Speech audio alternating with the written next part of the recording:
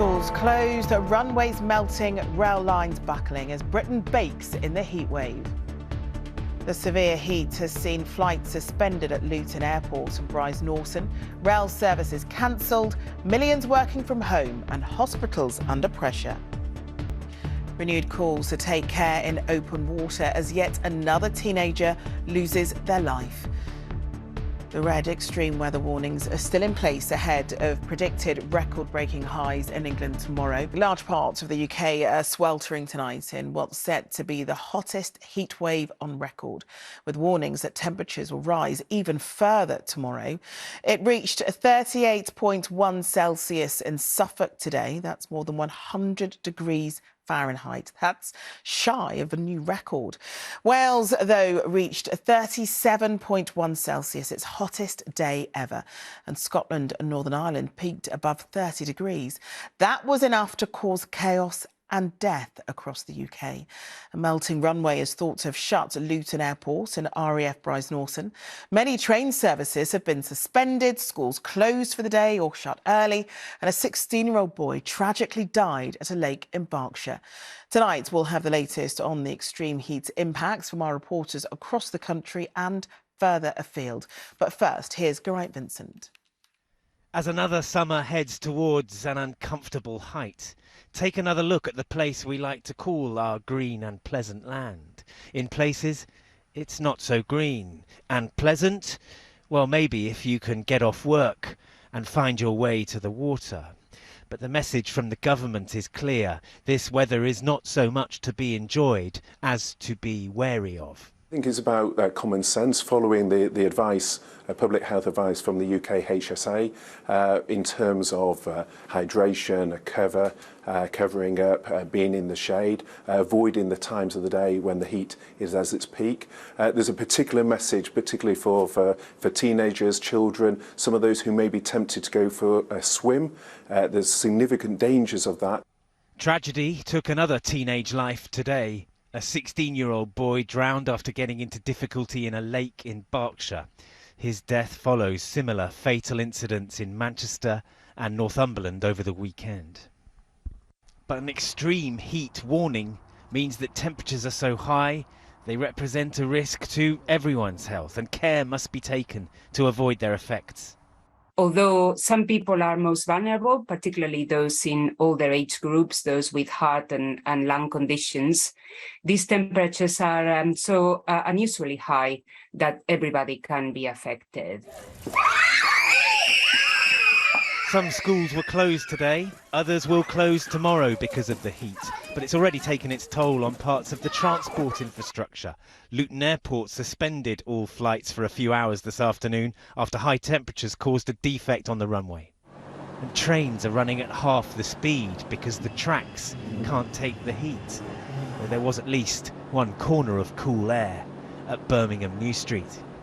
The heat wave has struck and covered much of the United Kingdom in fierce sunshine and red warnings.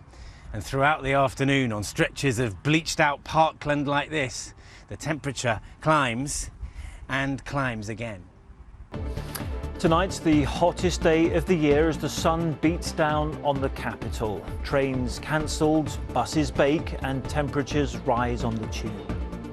It's been a day when train services have been cut, some schools closed and Londoners have been warned of deadly conditions caused by the heat. The red alert is only a 2-day event, but it's put strain on the capital's ambulance crews and impacted travel. The highest temperature was recorded at Kew in southwest London at 37.4 Celsius. The heat has also led to the death of a 16-year-old in a lake in Berkshire. More on that in a moment. First, our reporter Martin Stew is outside King's Cross Station tonight. Martin, those people who did try and get into the capital are now trying to get home. How's that going? Well, Chris, there's a lot of people looking really rather hot, unsurprisingly. Many clasping a bottle of water in one hand and their phone in the other as they desperately check to see whether their train is running. Overground, we've got quite a few services cancelled and we've got many trains running slow because of speed restrictions. Underground, well, there's severe delays on many of the lines. Today's one of those days, if you were lucky enough to have the option, it may have been better to stay at home. Sunrise over London on the day the capital cooked. Some did travel in, perhaps tempted by the allure of an air-conditioned office, but many stayed home too. I think most people have been heeding the advice to not to travel into the city unless it's been really essential. This morning we had just over 1 million customers using the service, which was down about 18% compared to last Monday. Just over 1 million people using the buses. That was down about 10% from last Monday as well. As early as 8 a.m, the sun was baking pavements and roads, whilst underground temperatures rapidly rose. Horrendous, hot, but it's not too bad at the moment. It'll be later on that's going to hit. It's packed. Hard to get your breath. Overground, some trains ran, but often at a reduced service, with speed limits cut by up to a half by this afternoon. It was hot, but it was all right. It was busy, reduced train lines and stuff. I'm worried about getting home, so I might try and leave early. I'm training someone at work, so I've got to be in. But I definitely will stay at home though. So why can't the system cope with sunshine? Under extreme heat, rails can expand and even in extreme cases buckle. The overhead wires that give trains the power can also expand and sag. And we need to be very, very careful about that. That's why we've got these restrictions in place, and that's why we're really encouraging people, don't travel unless you really, really have to. Many commuters contemplating a return trip tomorrow may wonder if they can ask their bosses to stay home. The government says that's at employers' discretion. I asked the mayor whether he'd back a maximum working temperature. Well, it depends on the building. So some buildings can still be pretty cool even though the temperatures are warm outside. This is a good example of a building that's pretty cool. What about someone who's working outdoors then? what exactly. And what I think what should be happening now is a conversation with different sectors. I think what needs to happen is guidance from central government. Otherwise, you've got different employers, different workplaces, different head teachers making different decisions when they really should be consistent. Outside the mayor's office, the cable car was suspended this afternoon due to the high temperatures. There are cooler ways to travel, but it may be safer all round to stay home if you're able to. Now, the big question is, will we see more disruption tomorrow? And the answer is almost certainly yes. As well as what we've seen today, the East Coast Main Line, that's the main route heading out of King's Cross North, will be shut from 12 at lunchtime tomorrow until at least 8 p.m. So don't come in on that route expecting to get back home on it. That, on top of the fact we could well start to see those rails buckling. In fact, at Vauxhall earlier today, we saw the first kink in the track. Track temperature there was 48.5 degrees Celsius. It's going to be even hotter tomorrow, so we may expect to see more of that. And then potentially more disruption on tarmac. Take a look at Luton Airport earlier today. They had to repair the runway and it was flights were delayed or cancelled as a result of that. We do expect temperatures to increase, so if you can stay home tomorrow, it's probably worth it. Melting tracks and tarmac. Thank you very much for that, Martin. To Berkshire now, and a 16-year-old boy has died after he got into difficulty while swimming in a lake near Maidenhead. Thames Valley Police were called this morning, but his body was discovered after a search. Our reporter Mel Blore is at the scene for us tonight.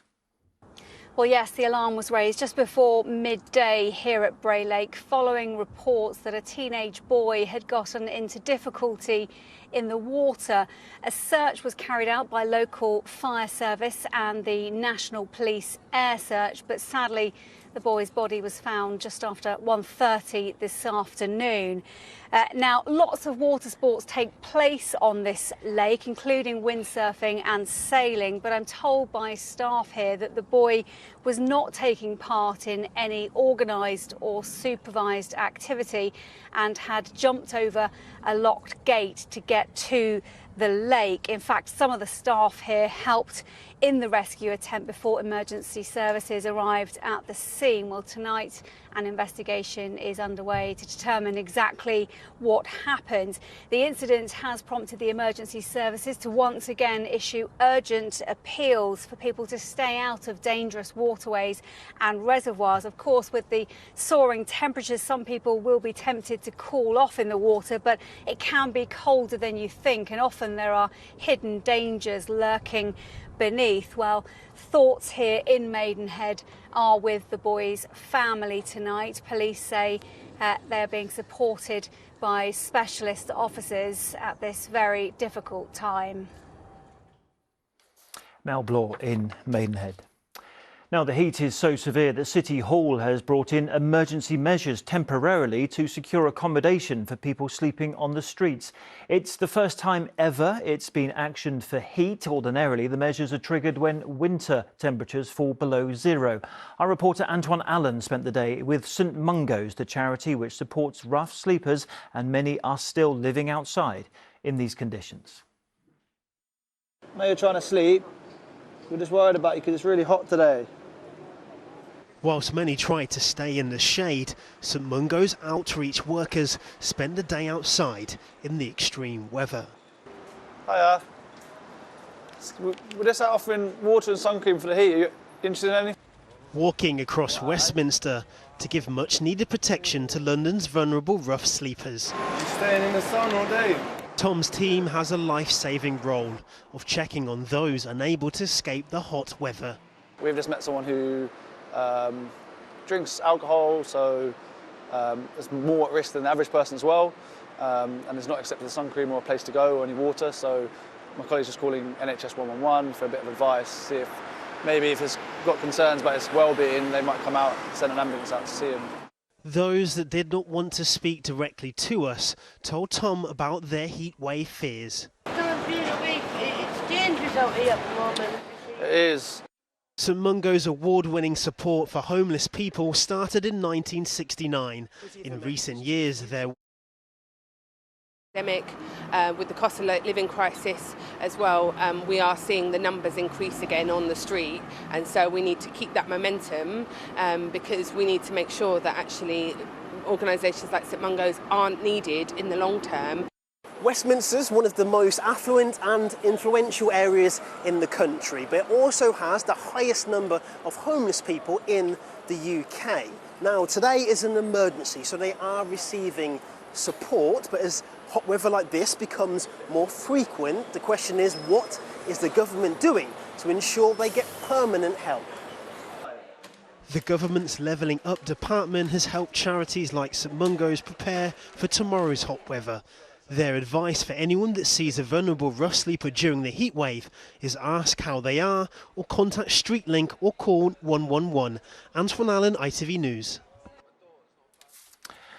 So short-lived it might be, but some questions have been prompted by this heat alert. Why do these kind of temperatures impact us here in London more severely than those in countries with hotter climates? And if extreme weather will become a more regular feature as a result of climate change, how can we be better prepared? Here's Sally to explain. If you thought today was hot, this is what the Met Office are predicting for London tomorrow. 40 degrees Celsius. That's 104 in Fahrenheit, making us one of the hottest places on Earth. Temperatures do not seem, from the modelling we've done, the studies we've done, to appear at all when we run 1,000 summers in pre-industrial levels of greenhouse gases. We just don't see these temperatures. They are only possible because of man-made carbon emissions. You may find yourself comparing this heat wave to 1976. Yes, it was hot then, but now it's hotter, and not just here. You can see from this map the whole world, including the sea, is warmer. We know that climate change is making heat waves like this happen more frequently, it's making them hotter, and it's making them longer. But the more that we can do to prevent that situation worsening, the better. Extreme weather needs us all to adapt. Look at the grass here at London's Royal Parks, dry and brown. Little wonder they're on fire alert. They've had 4 in the last week. The grass has dried out, there's no moisture in it, and that's why it's such a fire risk. So please, don't bring any barbecues into the park. It's illegal, but can cause devastating grass fires.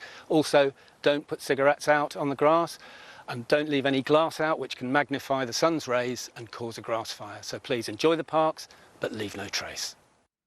And Thames Water say 9 of the last 11 months have seen below average rainfall, and they're watching those levels now every day.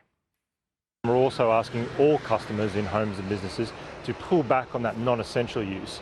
Yes, drink more, bathe whenever you need to, but the things you don't absolutely need to do, like watering the lawn, the brown is fine, it'll bounce back. The chance of the UK reaching 40 degrees tomorrow is now at 70%, and that's not before some tropical temperatures in the capital tonight.